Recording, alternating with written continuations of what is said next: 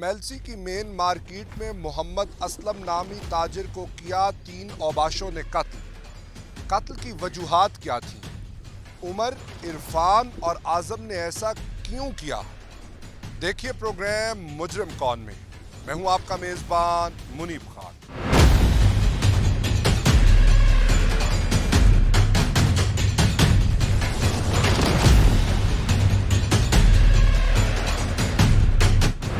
جی بالکل، الفضل پی سی او کے میں سامنے موجود ہوں۔ یہ تھا اسلم صاحب کا پی سی او جس کی آپ کیفیت دیکھ رہے ہیں۔ پچھلے 3 ماہ سے یہ بند ہے اور اب اس کو چلانے والا کوئی نہیں ہے۔ فضل ان کے والد صاحب کا نام تھا، اپنے والد صاحب کے نام سے منسوب یہ کاروبار کر رہے تھے۔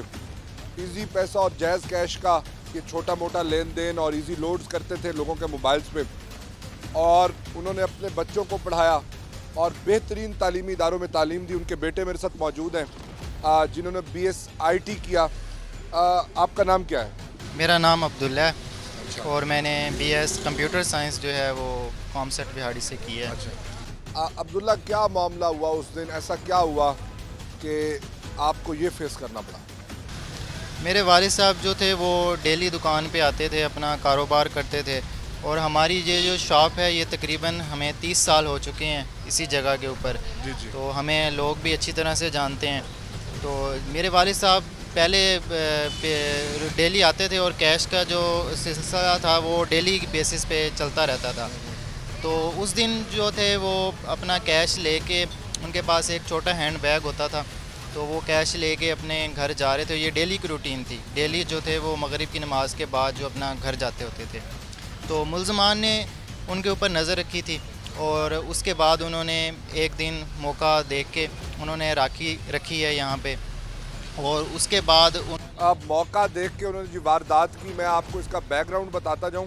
یہ جو ایزی پیسہ اور جائز کیش کا بزنس ہے یہ بڑا اپنے ساتھ ایک خطرات بھی لاتا ہے کہ آپ کا، کیونکہ کیش کے ساتھ ٹرانزیکشن ہوتا ہے، خواہ کتنی بھی کم ہو، 30 40 20 ہزار ہوتے ہیں، تو یہ بد کردار جو ہیں لوگ ڈاکو قسم کے، یہ انہوں نے طاق رکھی، یہ اس کو دیکھتے رہے، ریکی کی، اور ریکی کرنے کے بعد یہ جو مارکیٹ ہے جس کے اندر میں موجود ہوں یہ میلسی شہر کی اہم شاہراہ ہے۔ اس کے ساتھ ہی THQ اسپتال ہے اور دکان کے ساتھ دکان لگی ہوئی ہے، اور یہاں گنجان آباد علاقہ ہے۔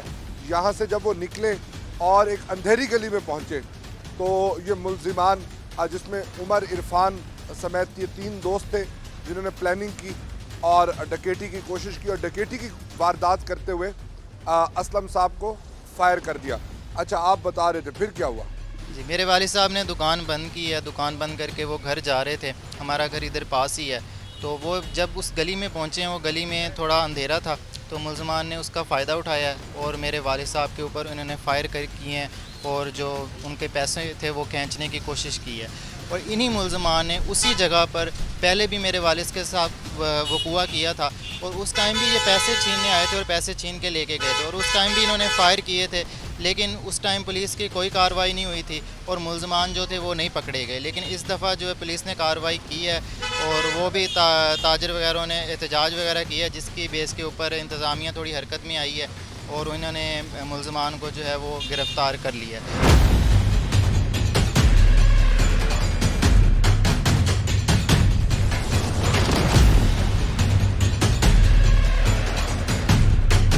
جی بالکل، میلسی کے علاقے میں محمد اسلم ایزی پیسہ اور جائز کیش کا کام کرتے تھے۔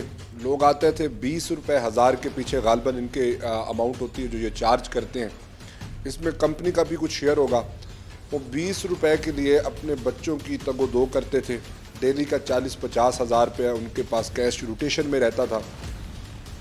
ڈکیٹوں نے اس کی ریکی کے بعد ان کو، جہاں پہ آبادی کم تھی، رش نہیں ہوتا تھا، اندھیری گلی تھی، وہاں پر ان کو روکا اور ان سے پیسے چھیننے کی کوشش کی۔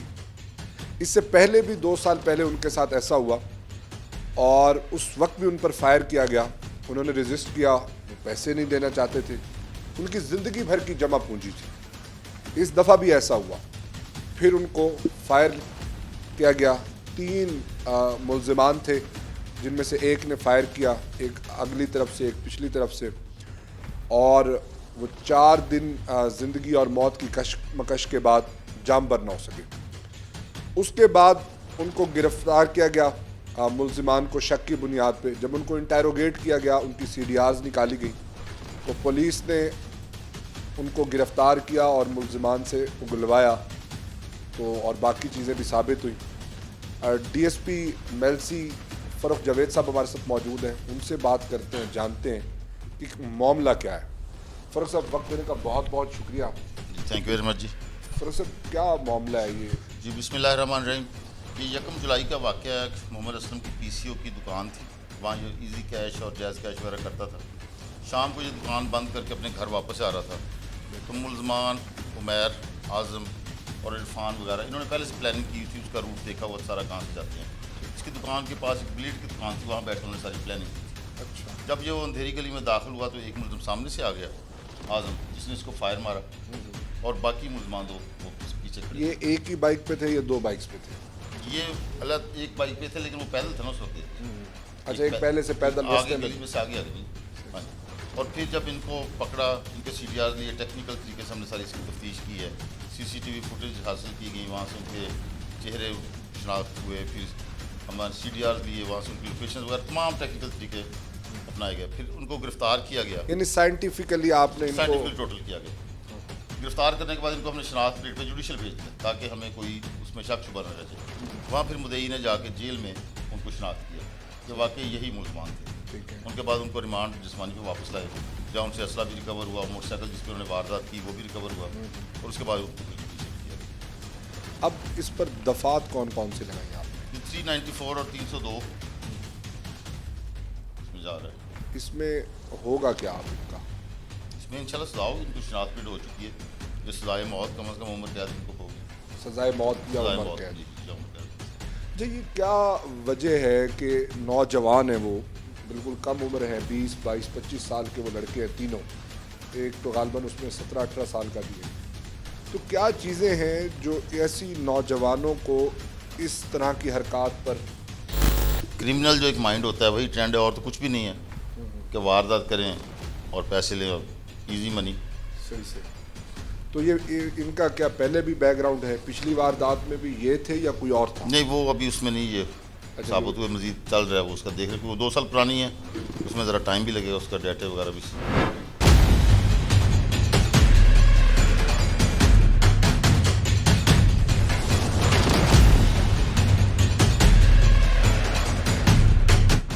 جو بالکل اس وقت محمد اسلم جو تاجر تھے, جیز کیش ایزی کیش کے پیسے کا کام کرتے تھے, لین دین کا معاملات تھے, پی سی او تھا ان کا, اور ان کے ساتھ ڈکیٹی ہوئی. ڈکیٹی کے دوران مزاحمت پر ملزمان نے مارا. ملزمان میرے ساتھ موجود ہیں, ان سے بات کرتے ہیں, جانتے ہیں وقوع کیا ہے. ہاں بھائی, نام کیا تمہارا؟ محمد اعظم. کیا معاملہ تھا؟ معاملہ یہ تھا کہ ہم 2 جنے تھے, 2 جنے گئے تھے موٹر سائیکل پہ, بائک پہ. فون آیا تھا عرفان کا, بھائی کام ہے. میں کہا کیا کام ہے؟ بولا یہ کام ہے. یہ کیا کام ہے بولو نا, کیا ہے تو بتاؤ. بھائی اسلم کو روکنا. اچھا. پھر عمر لے گیا, عمر بولو بھائی بائک پہ, بھائی تو چلا جا. موڑ پہ بائک موڑ لی, اس نے کہا بھائی میں کھڑا ہوں, تو چلا جا. میں نہیں گیا, میں وہیں کھڑا رہا. پھر راستے میں سے ہم آئے, میں نے روک لیا اسلم کو. پیچھے شوٹ گن اپنے آپ ہی لوڈ کی ہوئی تھی. جب میں نے عمر سے جب میں نے لی تھی نا, مجھے نہیں پتا کہ لوڈ ہے یہ وہ. اسلم نے ہاتھ پائی کی مجھ سے, تو میں نے اس سے پکڑا, اس نے میرے ہاتھ پکڑ لیا پستول والا, وہ چل پڑی اسی ٹائم. اس سے پہلے کتنی ڈکیٹیاں کی تھی؟ کوئی بھی نہیں کی. 2018 میں نہیں کی؟ نہیں, 2018 میں ہم کراچی سے. اچھا. یہ پلاننگ کب کیا آپ نے ساری؟ یہ پلاننگ ہم نے کی تھی 1 دن پہلے. کہاں پہ بیٹھ؟ بیلیٹ میں. کیا پلان کیا تھا؟ پلان انہیں کا تھا, بس مجھے موقع پہ لے کے آئے تھے. جب یہ جی ناظرین, انہوں نے بلیٹ جیسی جگہ پہ بیٹھ کے انہوں نے یہ گھٹیا قسم کا پلان کیا کہ ڈکیٹی کرنی ہے. یہ دوسرا ملزم میرے ساتھ موجود ہے, اس سے بات کرتے ہیں. ہاں بھائی, کیا نام ہے تمہارا؟ عمر. ہاں, کیا ہوا تھا اس دن؟ چلیے, یہ جو بھی بولا اس نے جھوٹ بولا ہے, ٹھیک ہے. तुम सच्चे हो? हाँ मैं सच्चा। अच्छा हाँ बोलो क्या हुआ? इन दोनों का प्लान था बैठ कर, ठीक है, मैं स्नोकर खेल रहा था अकेला। इन्होंने मुझे कहा कि बाइक लेकर ना हमें ना वहाँ छोड़ देना। मैं कि ठीक है। तुम इतने मासूम हो, तुम्हें पता ही नहीं है कि वो अंधेरी गली में ना उसका घर वहाँ छोड़ने क्यों गए थे? नहीं, रोड पर छोड़ा था यहाँ सरकारी अस्पताल के दूसरे गेट पे से, ठीक है। उसके बाद से ना वहाँ गली में छोड़कर कोई 3-4 गलियाँ मैं चला गया था। उसके बाद इसकी कॉल आई कि ना मुझे ना आकर ना यहाँ से ले ले, ठीक है। फिर मैंने इसे लिया, इसने कहा आज़म का, मैं उसका नहीं पता है, ठीक है। उसके बाद से मैंने घर छोड़ा, घर की गली के पास छोड़ के अपने घर चला गया था। उसके बाद ये इसकी दोबारा कल आई, कहता आज़म तो मेरे घर के पास आया खड़ा, मोटरसाइकिल लेके उसे घर छोड़ के आना है। वो छोड़ने जा रहे थे, रुक क्यों गए, फायर क्यों कर दिया, असलम को रोका क्यों? इसका मुझे नहीं पता फायर क्यों किया। आप क्या कर रहे थे साहब? मैं सिर्फ छोड़ने गया था। नाजरीन इसकी वहशत देखें, इसकी दरिंदगी देखें, ये सारे प्लान में साथ है शुरू से लेके आखिर तक। कितने अरसे से ये हरकतें कर रहे हो? पहली बार की है। पहली बार ही बंदा मार दिया? पहली बार की है। असला कहाँ से लिया था? असला इसका था इरफान का। शर्म आ रही है? तो बस गलती से हो गई है। क्या कहना चाहोगे जो तुम्हारी उम्र के लोग हैं, इस तरह की नौसरबाजियां करते हैं? अब तुम्हें अपने अंजाम का अंदाज़ा हो चुका है कि तुम्हारे साथ क्या होगा। उन्हें क्या कहोगे, क्या पैगाम दोगे कि ऐसे काम का कैसा नतीजा है? काफ़ी बुरा नतीजा है इसका। नाजरीन ऐसी चीज़ें दिखाने का सिर्फ मकसद ये होता है कि जो लोग समझते हैं कि ये कोई बहुत बड़ा कारनामा है, जब वो पुलिस के शिकंजे में आते हैं तो उनकी सांसें नहीं निकल रही होती।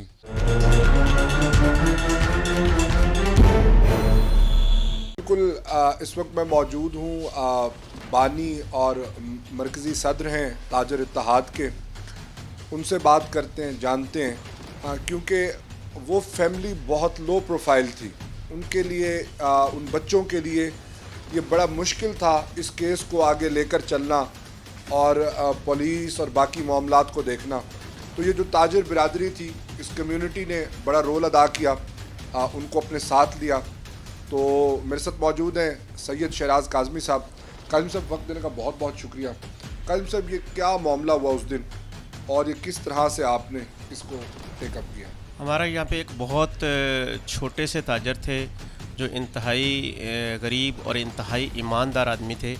उनके साथ डकैती की वारदात हुई। डकैती की वारदात में उनको फायर लगा और वो बाद में जो है 2 दिन बाद हॉस्पिटल में रहने के बाद जो है वो वफ़ात पा गए। हम इस सिलसिले में ताजरों ने एक मीटिंग कॉल की और हम डीएसपी मेलसी के पास गए और डीएसपी मेलसी साहब ने हमारे साथ वादा किया कि हम जल्द ही इसको ट्रेस करेंगे।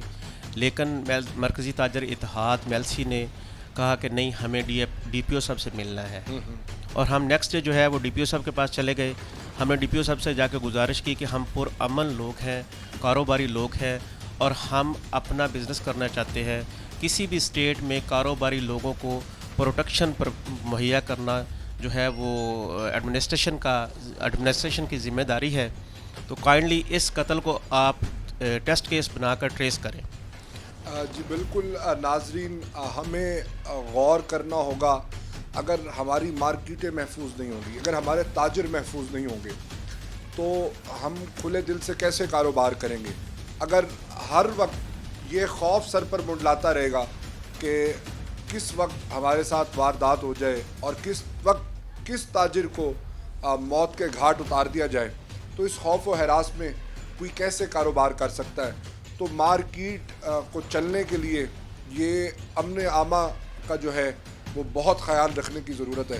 तो फिर क्या हुआ जब आप डीपीओ साहब से मिले? डीपीओ साहब ने एक 5 रुकनी कमेटी बनाई, 5 एसएचओ पे मबनी, और उन्होंने इसकी इन्वेस्टिगेशन स्टार्ट की। उस कमेटी के साथ मैं भी शरीक रहा।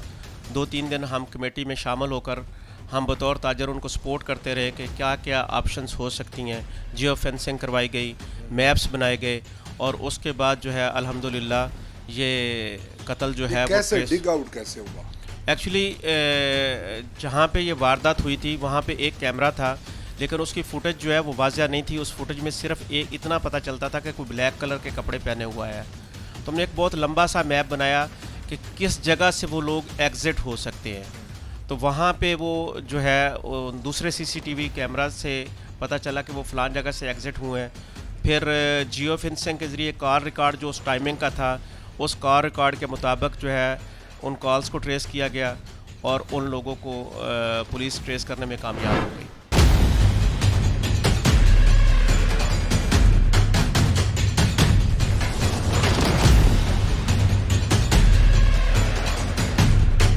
یہ پبلک کا کیا ہے پڑا، تھوڑا سا اس پہ ایکسپلین کریں تاکہ لوگ جان سکیں. آپ نے درست فرمایا آٹے میں نمک کے برابر ہے پولیس کی ریشو ہے.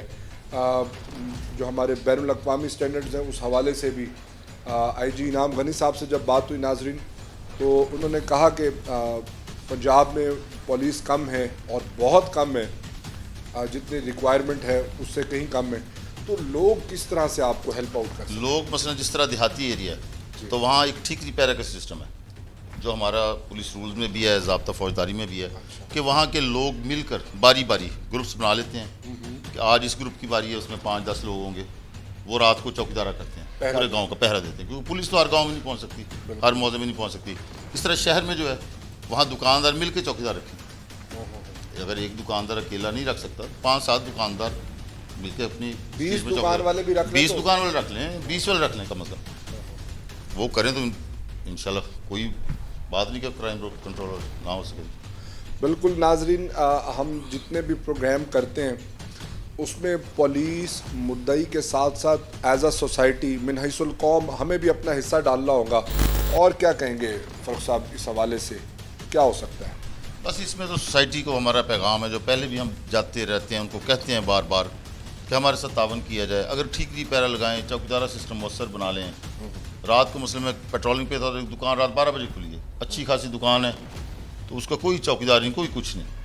اب اگر وہاں کی واردات کر جائے پولیس کیسے اس کو وہ کنٹرول کر سکتی ہے جب تک اپنا خود اپنی مدد آپ کے تحت پوری تحصیل ہوتی ہے جی. اور پھر اس طرح سے اس میں جس طرح بتایا کہ ریشو کم ہے پولیس کی اور اس کو بہتر کرنے کے لیے اب ایک دکان کسی ایک جگہ کھلی ہے، دوسری کسی اور جگہ کھلی ہے، تو رات میں یہ جو شیطانی لوگ ہوتے ہیں، اس طرح کے شیطانی ذہن کے کرمنل مائنڈ کے لوگ، تو ان کے لیے آسان ہو جاتا ہے، آسان ہو جاتا ہے. تو اس چیز سے بچنے کے لیے ہمیں اپنا حصہ ڈالنا ہوگا.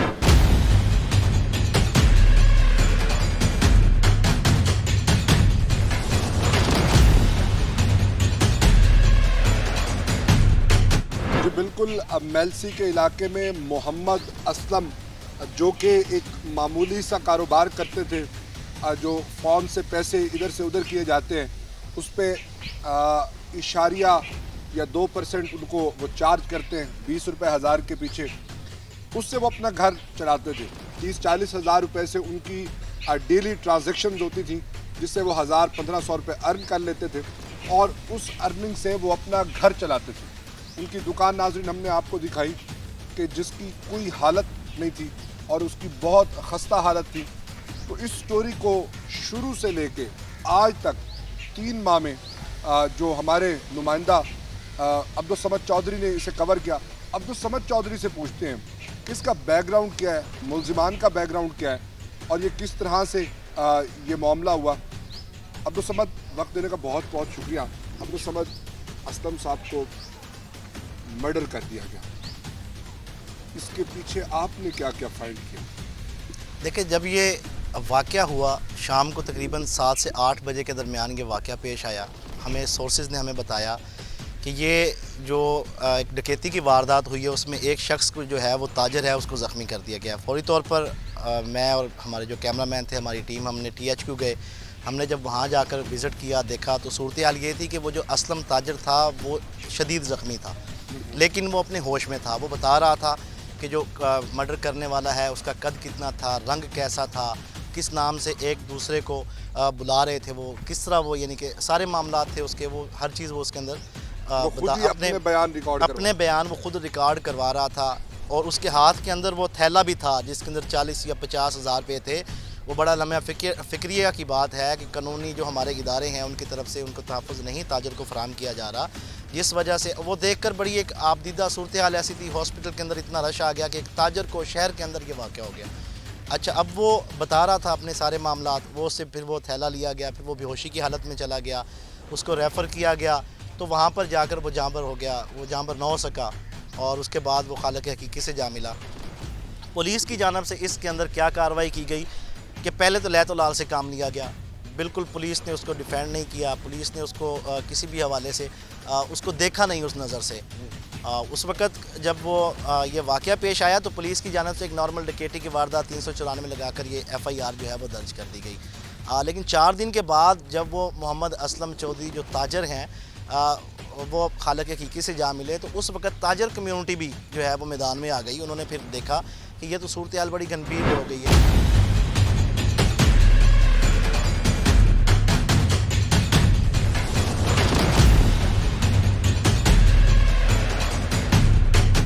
तीसरा मुलजिम जो रैकी कर रहा था PCO के बाहर खड़ा होके, इससे भी बात करते हैं, जानते हैं कि मामला क्या है।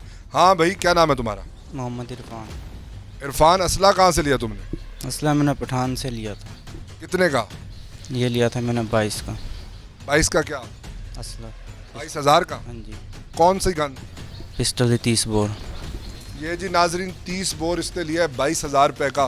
गैर कानूनी ये असला इस्तेमाल करते हैं और ये उस वक्त अपने इलाके में अपने आप को डॉन तस्वुर करते हैं। ये समझते हैं कि ये कोई चीज़ है और इनका अंजाम देखें, ये आज इबरत का निशान बने हुए हैं। इनका क्या मुस्तकबिल होगा ये आने वाला वक्त बताएगा। इनके साथ होता क्या है। क्या कहना चाहोगे जो लोग नाजायज़ असला लेते हैं और रोब धारने की कोशिश करते हैं, उनके लिए क्या पैगाम दोगे? सबको पकड़ लेना चाहिए जो असला लेकर रखते हैं। असला जो लेते हैं उनको क्या कहो? उनको यही कह सकते हैं उन्हें भी पकड़ लें जो बेचते हैं। और जो तुम्हारे जैसे लेते हैं और अपने आप को बड़ा दादा समझते हैं, इलाके का हीरो बनने की कोशिश करते हैं, उनको क्या पैगाम दोगे? क्योंकि तुम्हारा जो होना है वो तो हो गया, उनके लिए क्या मशवरा है तुम्हारा? कुछ भी नहीं कह सकते। नाजरीन, बड़ी तकलीफ दह सूरत हाल है। मुलजिमान है, इनकी उम्र 20 से 25 साल के दरमियान है, तीनों मुलजिमान की, और इनको आइडिया ही नहीं था कि इन्होंने किया क्या है। ये अपनी तरफ से जेब खर्च बनाने गए थे, वो 1000-1500 रुपये से ज़्यादा अर्न नहीं करते थे। अब इनके पास अल्फाज नहीं है, ये शौक़ में कि हम कोई चीज़ बन जाएंगे। SHO थाना मेलसी मेरे साथ मौजूद है, उनसे बात करते हैं इफ्तिखार साहब से। इफ्तिखार साहब से जानते हैं, इफ्तिखार साहब किस तरह से ये अंधे कत्ल की वारदात थी, कोई सुराग नहीं मिल रहा था, कैसे 2 माह की तगो-दो के बाद आप इन तक पहुँचे? बिस्मिल्लाहिर्रहमानिर्रहीम। ये ब्लाइंड मर्डर था। जब हमने इस पे तफ्तीश शुरू की तो गली में लगे हुए, रोडों पे लगे हुए कैमरों को सर्च करने से हमें इनमें से एक मुलजिम की फुटेज नज़र आई बवक्त वक़ूआ। उसको भांपते हुए हमने इनकी CDRs को देखा। जब उनको देखा तो इनकी वहाँ कालें मौजूद थी। उसकी फेंसिंग के ज़रिए फेंसिंग के ज़रिए से उसके बाद फिर हमने इनको दफ़ा 54 में गिरफ़्तार किया। उसके बाद बाकायदा इनकी शनाख्त परेड करवाई, जो मुद्दई और गवाहान ने इनको बिल्कुल दुरुस्त तौर पर शनाख्त किया, और उसके बाद इनको गिरफ़्तार करके इनसे आला कत्ल बरामद किया गया और अब ये चालान अदालत हो जाएंगे। अब इन पे जो दफ़ात लगाई गई हैं, इनका मुस्तकबिल क्या है? ये हमारी तो पूरी कोशिश है और इंशाअल्लाह ये हस्ब ज़ाब्ता सज़ाए मौत होगी, नहीं तो कम से कम उम्र कैद होगी। उम्र कैद होगी। इफ्तिखार साहब, ये बताएं कि ये जो नाजायज़ असलहा लेते हैं और इस तरह की जो गैदरिंग करते हैं बिलियर्ड पे, ढाबों पे वगैरह वगैरह, उनकी रोकथाम कैसे होगी? और ये जो जहाँ भी हम जाते हैं वहाँ पर कत्ल, नाजरीन, नाजायज़ असला अक्सर व बेशतर सबब बनता है, तो ये कैसे आसानी से मिल जाता है?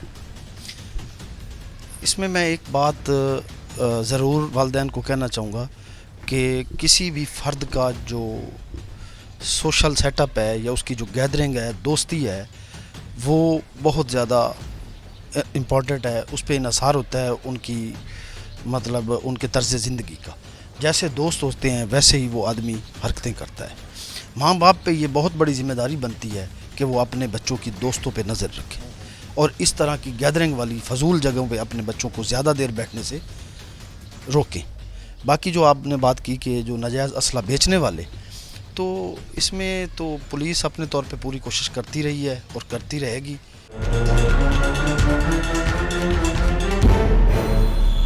کہ کس طرح سے ہوا پھر آپ کی یہ کیا کارروائی ہوئی اور تاجر برادری نے کیا حصہ ڈالا؟ تاجر برادری نے احتجاج وغیرہ کیا ہے، اس کے بعد جو ہے وہ انتظامیہ حرکت میں آئی ہے اور انہوں نے ملزمان کو گرفتار کیا ہے. اور جو ملزمان ہیں ان کا یہ سلسلہ تھا کہ وہ پہلے بھی چوری ڈکیتی جو ہے وہ کرتے رہے ہیں، لیکن اس میں ایک بات یہ آپ کو بتانا چاہتا ہوں جو اہم بات ہے کہ ایک کا جو رشتہ دار ہے وہ وکیل کا رشتہ دار ہے، دوسرا جو ہے وہ ایس ایچ او کا رشتہ دار ہے. کس ایسے تو میں نام نہیں لینا چاہتا، لیکن ایس ایچ او اور وکیل کے رشتہ دار ہونے کی وجہ سے یہ ہمیشہ بچتے رہے ہیں. ان کے اوپر کوئی کارروائی آج تک اسی وجہ سے نہیں ہوئی کیونکہ یہ وکیل اور ایس ایچ او دونوں ان کو چھڑواتے رہے ہیں. تو اس وجہ سے ان کا جو ہاتھ تھا وہ کھلا ہے اور انہوں نے ایک میرے والد کے ساتھ اتنی زیادتی اور ظلم کیا ہے کہ میرے والد نے آج تک کبھی کسی کے ساتھ اونچے لہجے میں بات تک نہیں کی. اور ان کے پاس کوئی اتنا اگر آپ دنیا کے مطابق دیکھیں تو کوئی بہت زیادہ پیسہ نہیں تھا، وہ صرف اپنے ایک گھر چلا رہے تھے اور گزارا کر رہے تھے. وہ چند پیسوں کی خاطر انہوں نے میرے والد کو قتل کر دیا. ایک بہت بڑا ظلم کیا ہے. اور اب دیکھیں میں بالکل اکیلا رہ گیا ہوں، میرے والد ہی تھے جو ہمارے گھر کا سارا سسٹم چلاتے تھے. اب اس ٹائم حالات یہ ہیں کہ دکان ہماری بند پڑی ہے، جب سے یہ واقعہ ہوا ہماری دکان بند ہے.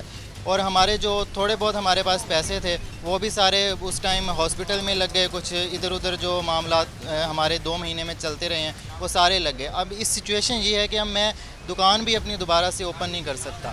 اور اس کے علاوہ ملزمان بار بار ہمارے ساتھ زیادتی کی ہے تو ہم خود بھی اب ڈرتے ہیں کہ یہ ملزمان دوبارہ بھی ہمارے ساتھ زیادتی کر سکتے ہیں. یہ جی قانونی اداروں کو ان کو انصاف دینا ہوگا.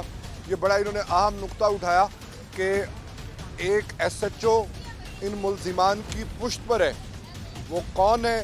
یہ اداروں کو اپنی خود احتسابی کرنی ہوگی اور آر پی او کو، ڈی پی او کو، اس سمیت جتنے بھی اعلیٰ عہدیداران ہیں ملتان کے، میلسی کے، وہاڑی کے، انہیں یہ دیکھنا ہوگا.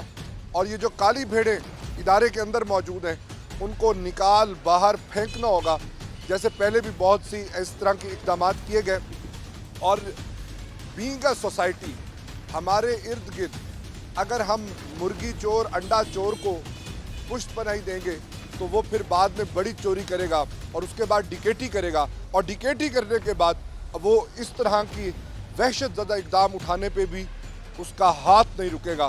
اور اس کا انجام پھر یہ ہوگا کہ وہ اپنی ساری زندگی یا تو جیل میں سڑتا رہے گا اور یا وہ 302 کے مقدمے کے تحت اس میں اپنی زندگی بھر کے لیے جیل میں اور سزائے موت ہوگی اس کو. ہم پھر جاتے ہیں ان کے پاس، ان سے پوچھتے ہیں، جانتے ہیں کہ چاہتے کیا ہیں. آپ کیا چاہتے ہیں کہ کیا ہونا چاہیے؟ اب جس طرح انہوں نے میرے والد کے ساتھ ظلم اور زیادتی کر کے ان کو قتل کیا ہے تو میرا یہی مطالبہ ہے کہ اب ان کو بھی پھانسی پہ لٹکایا جائے تاکہ یہ میرا بھی بدلہ پورا ہو جائے اور اس کے علاوہ جو معاشرے میں یہ دوبارہ جرائم جو ہیں وہ نہ کر سکیں. معاشرے میں جی جرائم دوبارہ نہ کیے جا سکیں اور ان کو ان کے انجام تک پہنچانا ہوگا. یہ اداروں کی ذمہ داری ہے، یہ ہم سب کی ذمہ داری ہے، یہ عدالتوں کی ذمہ داری ہے کہ ان کو اپنے انجام پہ پہنچائیں. کوئی اور ایسا چلتا ہوا پی سی او جو اپنی 2 ٹائم کی روٹی کما رہا ہے وہ ان بدقماشوں اور غنڈوں کی نظر نہ ہو جائے. اور ان کا گھرانہ کا جو نقصان ہوا ہے ایسا نقصان وہ کسی اور کا نہ کریں. تو یہ رسپانسبلٹی ہے ہماری پولیس پہ کہ وہ مضبوط اور مربوط قسم کی انویسٹیگیشن کرے. اسی کے ساتھ عدالتوں پہ بھی یہ لائبلٹی آتی ہے کہ ان ڈاکوؤں کو، ان قاتلوں کو اپنے انجام پہ پہنچائے.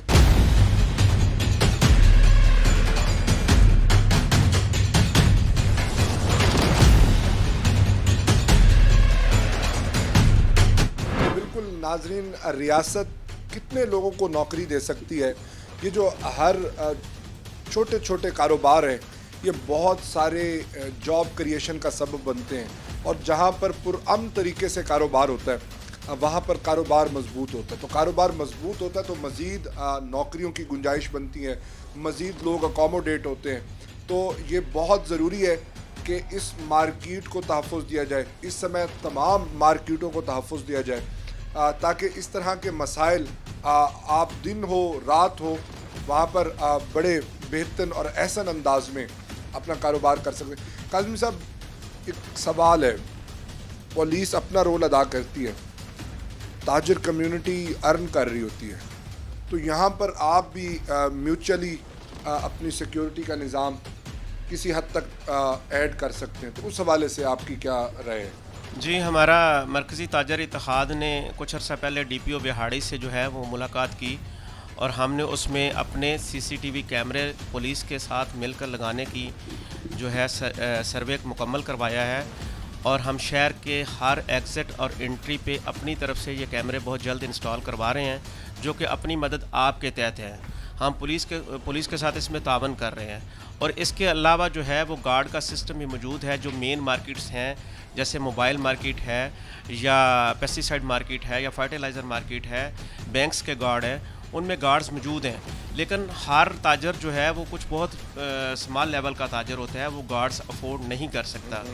तो उसमें ये जो हमारे पास वारदातें हो रही हैं वो मोस्टली वो अगर आप गौर करें तो सिटी कॉर्नर्स पे होती हैं या सुनसान गलियों में होती हैं या सुनसान जगहों पे होती हैं, तो वहाँ पर जो है वो ताजर अफोर्डिंग नहीं होते। वो हमारे भाई होते हैं, वो बस उनका बिज़नेस बेचारों का इस लेवल पे नहीं होता कि वो इतना कुछ अफोर्ड कर सकें। मैं ये कहना चाहूँगा कि हम ताजर अपनी प्रोटेक्शन की पूरी कोशिश करते हैं, लेकिन वारदात हो जाती है। लेकिन अगर वारदातें ट्रेस होना शुरू हो जाएं और उनको इंसाफ मुहैया होना शुरू हो जाए तो मेरा ख़्याल है शायद वारदातें कम हो जाए। असल मसला ये है कि बहुत सारी वारदातें जो हैं वो उन पे एफ़र्ट नहीं की जाती, वो ट्रेस नहीं होती और फिर उसके बाद आगे हमारा जो सिस्टम है वो इतना स्लो प्रोसीडिंग है कि उसमें बहुत सारे लोग सज़ाओं से बच जाते हैं, कमज़ोर एविडेंस की वजह से, किसी और ख़ामियों की वजह से। तो अगर वारदात होना एक बहुत बड़ी बात नहीं है, अगर वारदातें ट्रेस होना शुरू हो जाएं और लोगों को करार वाकई सज़ा मिलना शुरू हो जाए तो शायद बहुत जल्द अमन व अमान और बेहतरी आ सकती है। बिल्कुल जी, सज़ा मिलनी चाहिए। अगर एक को निशान इबरत बनाया जाएगा तो दूसरे का हौसला नहीं बढ़ेगा। हमारे साथ और ताजिर भी मौजूद हैं, उनसे बात करते हैं, उनसे जानते हैं कि वो इन चीज़ों को, इन मामलात को कैसे देखते हैं। मोहम्मद ज़ुबैर साहब भी हमारे साथ मौजूद हैं, ये भी इस मार्केट में बिज़नेस करते हैं। इनसे जानते हैं कि इन मसाइल का हल इनकी दानिश में क्या है। ज़ुबैर साहब, वक्त देने का बहुत बहुत शुक्रिया। क्या समझते हैं? सबसे पहले मैं तो ये कहूँगा कि चौधरी असम साहब हमारे जो बहुत ही शरीफुन नफ्स इंसान थे, हमारे मोहल्ले में रहते थे वो, और अरसा दराज से उनको देख रहे थे। इससे पहले भी अटैम्प्ट हो चुकी है उनके ऊपर इसकी डकैती की। बिल्कुल। तो अगर फायर भी उन पे हुआ। हाँ, फायर भी हुआ था। अगर इंतज़ामिया, रियासती इदारे या सिक्योरिटी इदारे उसको इस बात को फॉलोअप करते तो मुमकिन शायद कि ये ऐसा सेकेंड टाइम ना हो सकता है। और बाकी इसके लिए मेरी राय है कि रियासत को चाहिए कि कॉटेज इंडस्ट्री जो होती है उसको फॉल करना चाहिए। उससे एक तो बेरोज़गारी और जॉब्स के जो है ना वो मौके निकलते हैं। जब आप एक नौजवानों को मसरूफ़ कर देंगे तो डेफिनेट क्राइम की तरफ लोग कम जाएंगे। इसका बेसिकली हल तो इसको यही है, सिक्योरिटी बढ़ाते जाएंगे, लेकिन जो इसकी बेसिक रूट्स हैं वो यही हैं कि नौजवान को रोज़गार प्रोवाइड किया जाए। बेसिक रूट कॉज की तरफ जाना चाहिए। ये जो जवान हैं पढ़े लिखे, उनको जब जॉब मिल जाएगी या कोई बिज़नेस करेंगे वो, तो इन मसाइल से बच जाएंगे। लेकिन ऐसे बदकुमाशों को किसी रियायत के हक़ नहीं है जो किसी एक आम शरीफ आदमी की जान ले लें। तो ये वो लोग होते हैं जो काम चोर भी इस माशरे में मौजूद होते हैं, जो काम नहीं करना चाहते तमाम तर चीज़ों के होते हुए भी। तो इनको अपने अंजाम पे पहुंचना चाहिए और मोहम्मद असलम साहब को इंसाफ मिलना चाहिए।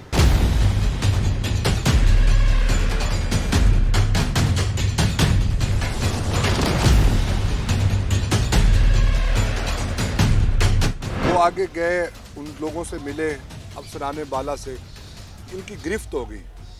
मुझे अब ये बताएं इनका आगे फर्दर क्या होगा?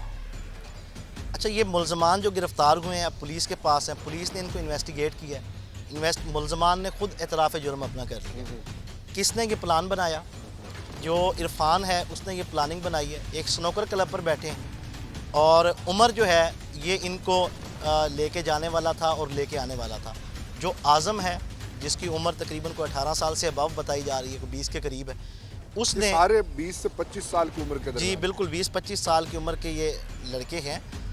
اس نے جو اعظم ہے اس نے وہ فائر مارا ہے اس کو، اور جب اس نے اس کو فائر مار دیا تب بھی جو اسلم تھا وہ گر رہا تھا، لیکن اس نے وہ اپنا جو اس کا ساری زندگی کا سرمایہ تھا وہ اس نے پیسے ان کو نہیں چھیننے دیے.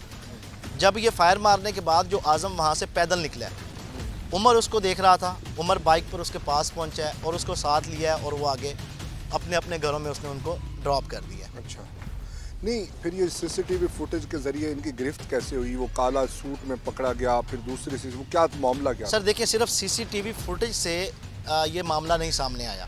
سی سی ٹی وی فوٹیج سے یہ نوٹ ہوا کہ اتنے بجے یہ شخص یہاں سے گزرا تھا. بظاہر ہے وہ گلی ہے، لوگ گزرتے ہیں، اور بھی گزرے ہوں گے.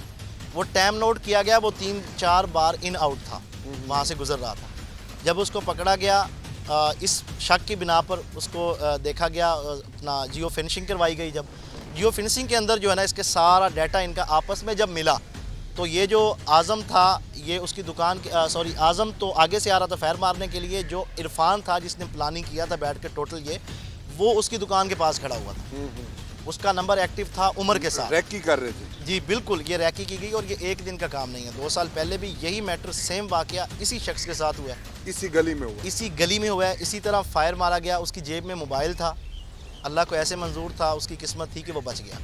لیکن یہ جو ملزمان ہیں ان پر یہ پہلے بھی یہ وارداتیں کرتے رہے ہیں، لیکن اس کیس کے اندر جو ہے یہ سامنے آئے ہیں. اس سے پہلے یہ کبھی سامنے نہیں آئے. اس سے پہلے ناظرین یہ سامنے نہیں آئے اور یہ پہلی دفعہ سامنے آئے ہیں. دکھ اور علم کی بات یہ ہے کہ یہ نوجوان ہیں اور ان کی عمر جو ہے محض 20 سے 25 کے درمیان ہے. اور ان اوباشوں کو اگر ان کی فیملی نظر میں رکھتی، کیونکہ یہ آسان رقم ہے، اس ایسی رقم کا حصول کہ آپ نے گن پوائنٹ پہ رکھا اور پیسے بنا لیے، ان کا انجام کیا ہوگا وہ جو ہے بہت برا ہے. بارہا ایسی وارداتیں کر چکے. جب قانون کے شکنجے میں آئے تو کم سے کم ان کی سزا تا عمر جیل میں سڑنا اور مرنا ہے، اور زیادہ سے زیادہ سزا ان کی جو ہے وہ ان کو سزائے موت ہوگی. اور یہ ایسی موت ان کو نصیب ہوگی جو کہ عبرت کا نشان بنائی جائے گی. جب ایسے لوگ عبرت کا نشان بنیں گے، سپیڈی جسٹس ہوگا، تو یہ چیزیں بہت جلدی جو ہے ہمارے ان ایریاز میں کم ہوگی. اس میں پولیس کو بھی بہتر انویسٹیگیشن کے ساتھ ساتھ عدالتوں کو بھی جلد سے جلد انصاف فراہم کرنا ہوگا تاکہ ایسے ڈیکیٹ اپنے انجام کو پہنچ سکیں. اپنے میزبان منیب خان مرزئی کو دیجیے اجازت. اللہ ہم سب کا حامی و ناصر ہو.